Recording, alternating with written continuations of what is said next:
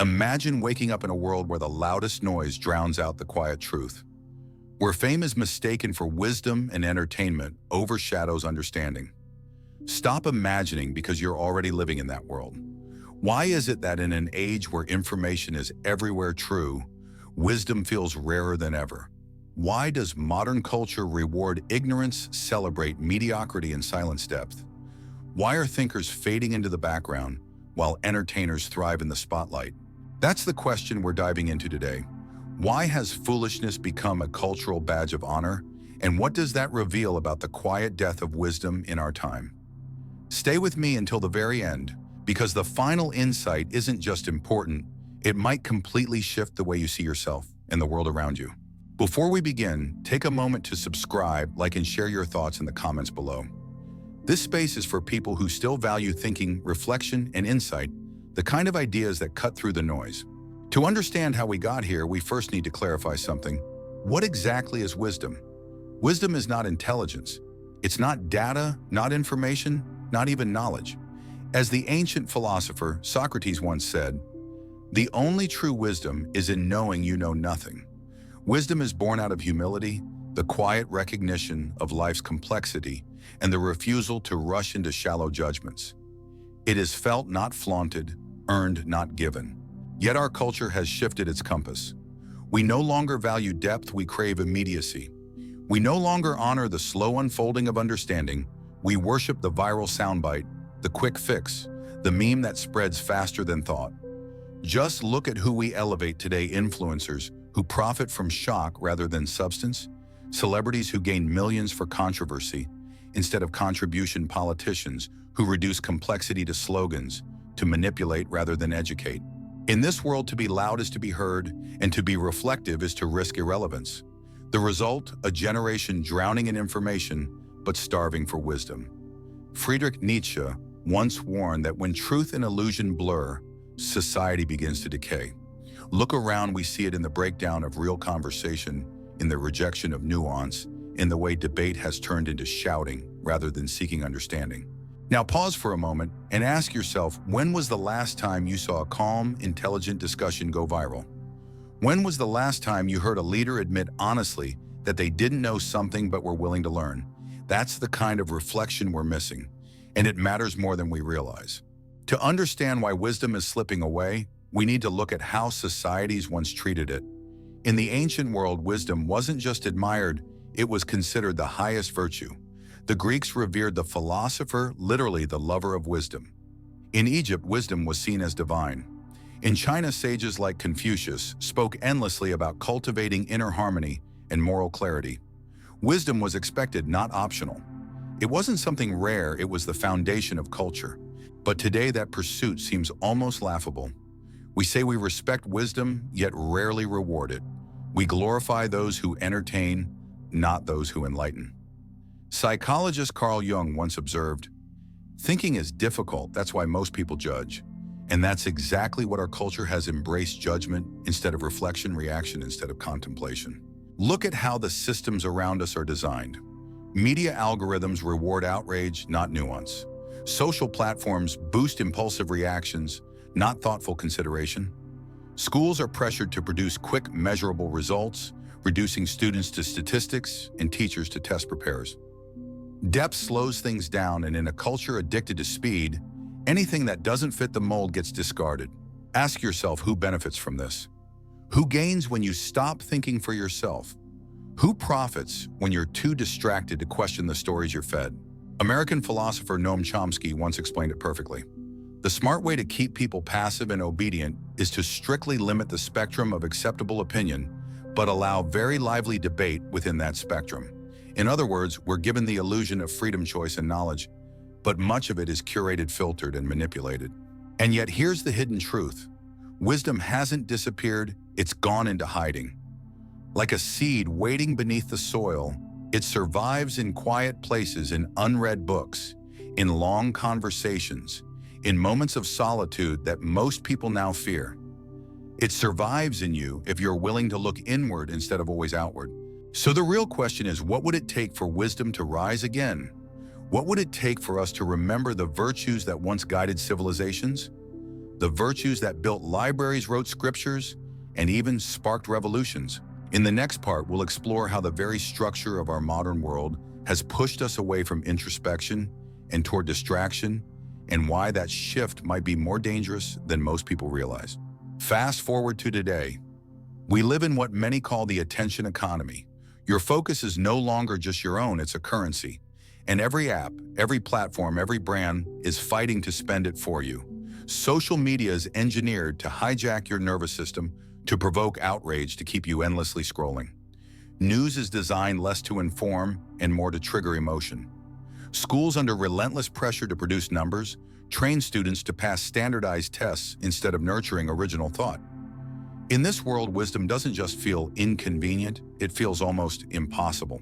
Why? Because wisdom slows everything down. Wisdom asks questions that don't have simple answers. Wisdom requires patience in a culture that worships speed. And when something slows us down, when it forces us to reflect, society quietly discards it, not always with malice, but systematically, almost invisibly. This is how foolishness gets glorified, not because of some grand conspiracy, but because of a collective drift toward what's fast, easy, and gratifying. It's more rewarding to post than to ponder, more profitable to provoke than to understand. And so depth fades into the background while noise rises to the surface. Think about the heroes our culture celebrates today. Influence isn't measured by depth of thought, but by frequency of content. Politicians aren't rewarded for wrestling with complexity, but for delivering the snappiest soundbite. Celebrities dominate conversations, not scholars, not sages, not truth seekers. What message does that send? It tells us that fame is more valuable than knowledge, that visibility equals authority, that whoever yells the loudest deserves to be heard the most. Philosopher Neil Postman once warned of this cultural collapse in his book, Amusing Ourselves to Death. He argued that the danger isn't in having too few facts, but in drowning in meaningless ones. We don't just live in an age of data, we live in an age of overstimulation and under-reflection, constantly connected yet profoundly lost. And here's the most dangerous part: many people don't even notice what's missing. Foolishness has been normalized. It's been wrapped in humor, made palatable through irony, embedded in entertainment. When nonsense becomes funny, it becomes accepted. When it's accepted, it becomes invisible. So ask yourself honestly, how often do you consume content that truly challenges you? Not because it offends you, but because it forces you to rethink something you've always believed. How often do you let yourself sit with a thought for more than a few minutes without reaching for your phone? These aren't accusations, they're vital questions. Because awareness is the first step to reclaiming what we've lost. The cost of losing wisdom isn't just intellectual, it's emotional, spiritual, and deeply societal.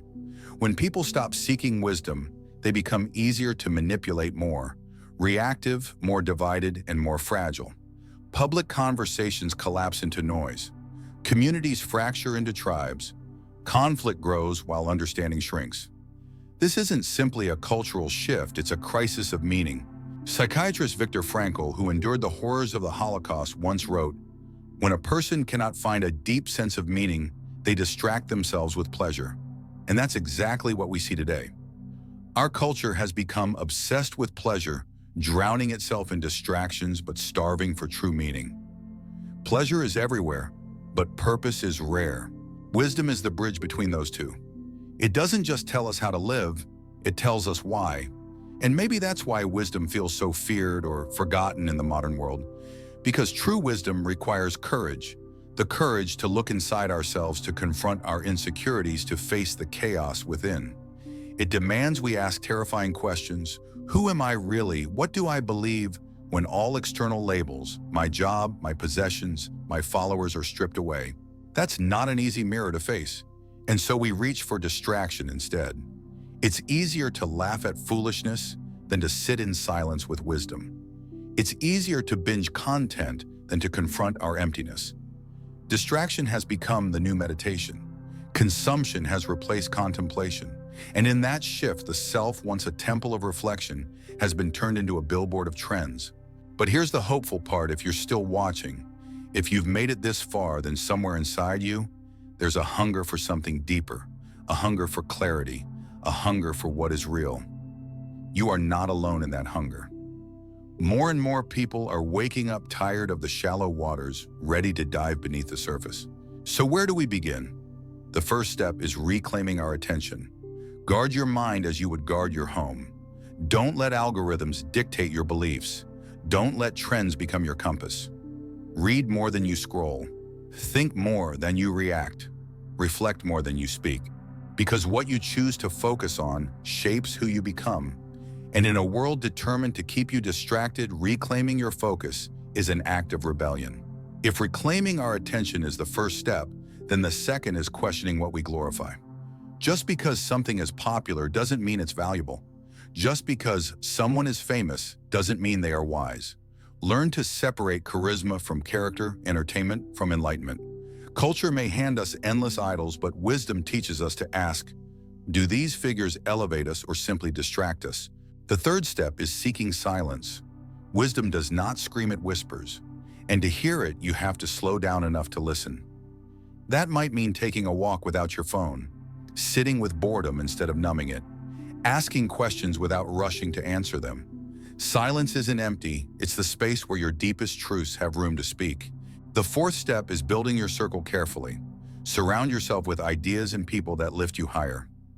Create your own philosophical tribe, a community that values growth, depth, and truth. Because wisdom is contagious, but so is foolishness. Who you let influence you will quietly shape who you become. Think of it this way, algorithms are designed to serve you more of what you already consume. People work the same way. If you spend your time around those who only chase trends, you'll start to think that's all life is. But if you engage with people who challenge you, who make you reflect, who ask the hard questions, you grow. Wisdom isn't a solo path. It's a shared flame passed from mind to mind, heart to heart. And yet here lies the paradox. Even as wisdom feels hidden, the hunger for it has never disappeared. It stirs when we feel empty after hours of scrolling. It surfaces when we stand in nature and remember, even for a brief moment, that life is more than consumption. The human spirit still longs for meaning, for truth, for depth. Psychologist Abraham Maslow described this as the need for self-actualization, the deep desire to become fully ourselves. That journey cannot happen without wisdom. Knowledge can inform you. Achievements can decorate you, but only wisdom can transform you. And in our age of constant distraction, the act of slowing down, of questioning, of listening itself becomes a quiet form of resistance. In the next part, we'll take a deeper look at why the obsession with surface pleasures and superficial success isn't just a cultural problem, it's a spiritual erosion. And why the loss of wisdom leaves not only our minds hungry, but our very souls empty. When a culture abandons wisdom, what fills the void? The answer is unsettling. When wisdom dies, the soul becomes silent, and into that silence rushes emptiness. But nature hates a vacuum. Instead of letting silence deepen into insight, we stuff it with stimulation. Distraction becomes the new meditation. Consumption becomes the new contemplation. And the self, once a temple of reflection, becomes nothing more than a billboard of trends. This isn't only a cultural issue, it's a spiritual collapse. True wisdom has always been spiritual, not just in the religious sense, but in the sense that it points beyond the material. Wisdom asks not only how to live, but why we are here. It seeks the eternal within the temporary, the invisible patterns beneath the chaos of everyday life. But in a society driven by materialism, those questions aren't just ignored, they're ridiculed. How often have you heard someone dismiss reflection by saying, "That's too deep," or "You think too much," as though thinking were a sickness and depth a flaw? This subtle disdain for introspection isn't just cultural, it's institutional. Schools reward memorization over imagination. Workplaces value productivity over reflection. Social media rewards conflict over nuance. The systems around us punish depth and reward conformity. And then we wonder why wisdom feels absent. But here's the truth. Wisdom hasn't vanished, it's been displaced. And asking who benefits from that displacement is the first step toward awakening. Because when people lose the ability to reflect deeply, they become easier to control. This isn't a conspiracy, it's psychology. Distracted minds are compliant minds. Shallow people are easier to manipulate than thoughtful ones. That's why advertisers don't want you to think, they want you to react. That's why governments often prefer obedience over understanding. The Stoic philosopher Epicurus once said, "Only the educated are free." But today we confuse education with indoctrination. We flood people with opinions while starving them of perspective. We tell them what to think, but rarely teach them how to think. Slowly, silently, the soul forgets how to seek. Ask yourself, when was the last time you saw a film or a trending video celebrating a truly wise person? Not a genius, not a rebel, not a celebrity, but someone genuinely wise. When was the last time humility, moral clarity, or depth went viral? We don't celebrate wisdom anymore. We commodify it. Even authenticity has been reduced to a marketing tool. Even mindfulness has been turned into a productivity hack. What was once sacred has been rebranded as self-improvement content. It's not just ironic, it's tragic. Because in the process, we've traded transcendence for transaction. And yet, despite all of this, the hunger for wisdom still stirs. It surfaces when the noise quiets, when the screen goes dark, when the heart remembers, even for a fleeting moment, that life is more than likes, trends, and clicks. Even in this age of endless noise, the hunger for wisdom is alive. It whispers in quiet moments. It stirs when you feel strangely empty after hours of scrolling. It rises when you stand in nature and remember, even for just a breath, that life is more than content and consumption. The psychologist Abraham Maslow called this the need for self-actualization, the deep desire to become fully ourselves. Not as society defines us, not as algorithms label us, but as we truly are at the core. And that journey cannot unfold without wisdom. Not knowledge, not credentials, wisdom. The kind that speaks to who you are beyond your roles. The kind that reminds you that happiness without purpose is not joy, it's anesthesia. Ancient traditions have always pointed to this. The Bhagavad Gita teaches that the wise see knowledge and action as one. The Tao Te Ching reminds us knowing others is intelligence, but knowing yourself is true wisdom. The Gospel of Thomas, hidden for centuries, records Jesus saying, "If you bring forth what is within you, what you bring forth will save you. If you do not, it will destroy you." Across civilizations, across time, the truth has echoed. Wisdom isn't found outside, it's cultivated within. But here's the challenge: remembering takes courage. The courage to be misunderstood. The courage to step away from the crowd.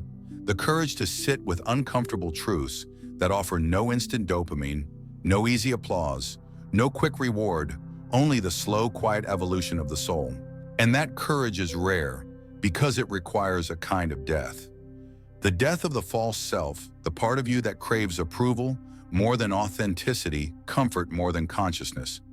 Shedding that skin is never easy, but it's the only way to grow into who you truly are. When you begin to live from that deeper place, something powerful happens. You stop being easily controlled. You stop being easily entertained. You see beyond the illusion. You begin to act from inner authority rather than external validation. And that is exactly what the world needs now, more than ever. In the next part, we'll uncover what it truly means to resurrect wisdom in your own life, not just as an idea, but as a practice, a habit, a daily choice. Because wisdom isn't waiting on a mountaintop, it's waiting in you. So what does it mean to resurrect wisdom in your own life? The truth is, you don't need to be a scholar or a sage. You don't need a monastery or a mountain. You need honesty, radical honesty, with yourself, with the world, and with how you live every single day. Because wisdom doesn't begin in rarefied spaces. It begins in the ordinary, in how you observe and how you speak and what you choose to value. It starts when you stop asking, "What do I want right now?" and start asking, "What truly matters?" That shift may sound subtle, but it's revolutionary. Suddenly, silence isn't something to fill, it's something to listen to. Other people stop being enemies or opinions to attack, and instead become mirrors reflecting the parts of yourself you haven't yet understood. Life stops being a race to win and instead becomes a mystery to live. But to live wisely in today's world is an act of rebellion. You're pushing against a tide that rewards instant gratification and punishes introspection. You're choosing patience in a culture that idolizes speed. You're choosing truth in a marketplace that profits from deception. And most of all, you're choosing depth in a society that worships the surface.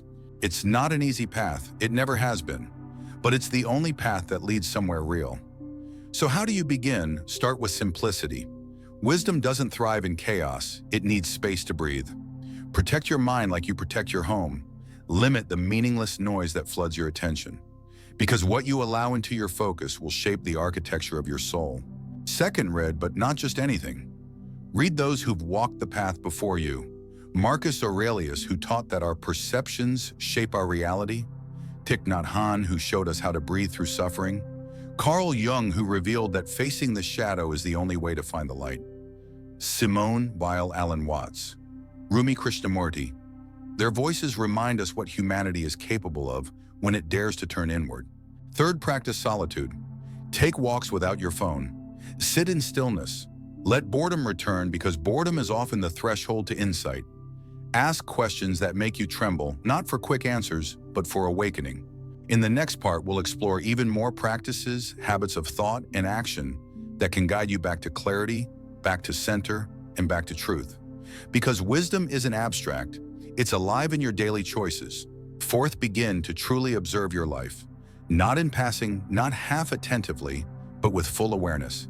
How do you speak to others? What are you chasing, and why are you guided by values or by validation? Are you creating more than you consume, or have you become lost in endless escape? These questions are uncomfortable, but they are essential. Because wisdom begins where self-deception ends. Fifth, seek conversations that elevate you. Most people surround themselves with echo chambers, groups that repeat the same ideas, the same opinions, the same noise. But wisdom grows in friction and challenge, in dialogue that makes you stretch beyond your comfort zone. Find people who don't just agree with you, but who make you think. These voices are rare but vital. They sharpen your perspective and deepen your understanding. And finally, perhaps most radically, learn to live slowly. Not lazily, not passively, but intentionally. Slow down enough to actually taste your food, to notice a sunset instead of rushing past it, to hear the emotion beneath someone's words, to become aware of your own breath, to see the sacred hidden in the ordinary. Because wisdom isn't found in grand, extraordinary moments.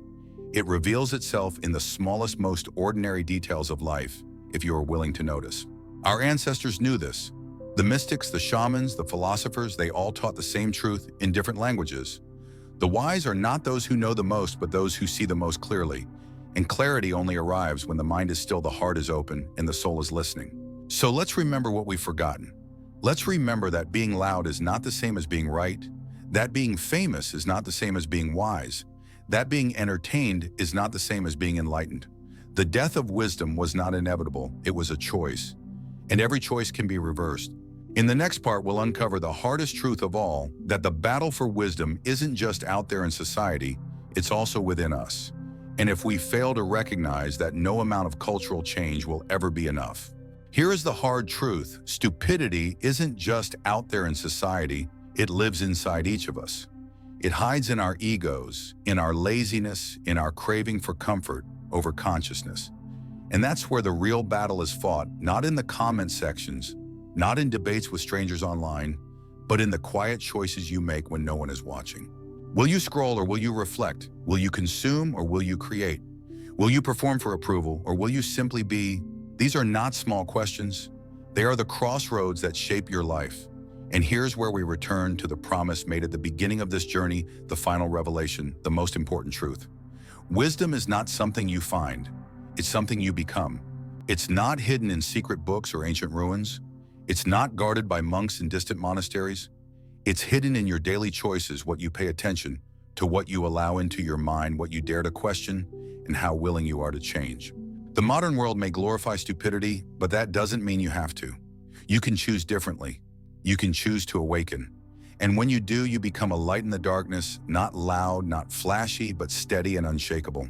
Wisdom may never trend. It may never go viral.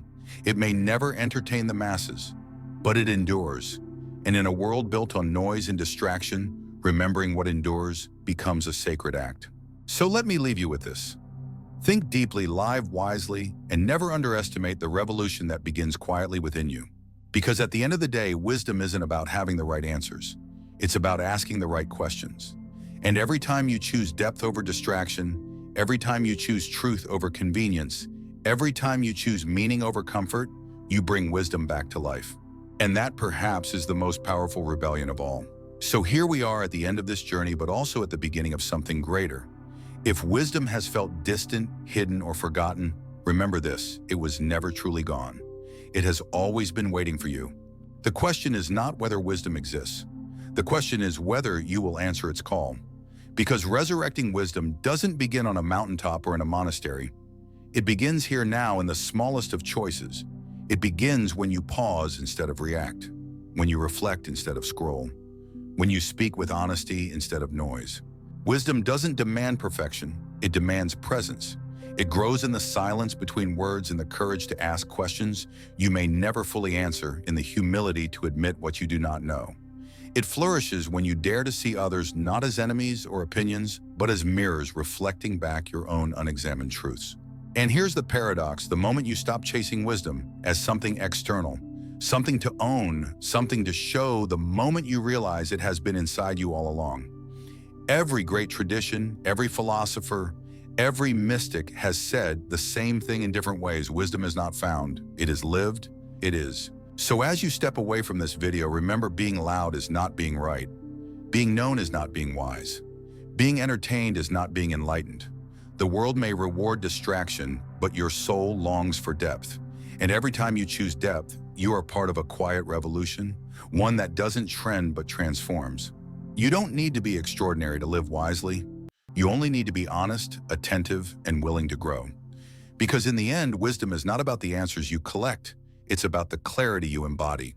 And if you choose it, if you truly live it, you become more than just another voice in the crowd.